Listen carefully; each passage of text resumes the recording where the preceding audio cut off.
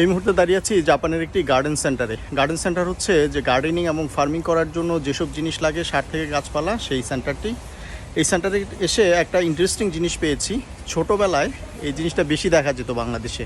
এই যে দেখুন তো, চিনতে পারেন কি না? এই যে এটাকে চিনতে পারেন? এটাকে আমাদের কুমিল্লার ভাষায় বলা হয় ম্যাট্টস। এটার ভালো বাংলা আমারও জানা নেই, আপনাদের জানা থাকলে কমেন্টে জানাতে পারেন। এই যে ম্যাট্রসের মধ্যে এই যে লাল লাল যেটা দেখা যাচ্ছে, এই যে লাল লাল, এটা হচ্ছে এই গাছটার ফল। এই বড় হলে ঠিক এরকম হয়, নিচের দিকে যেমন এই যে এখানে যেরকম এরকম হয়, এবং এটা এক জাতীয় টক ফল।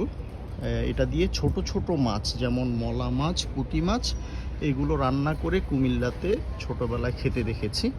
ইদানিং এই গাছটি বাংলাদেশে খুব একটা দেখা যায় না, বাট জাপানের এই গার্ডেন সেন্টারে এসে কিন্তু এই গাছটা পেলাম।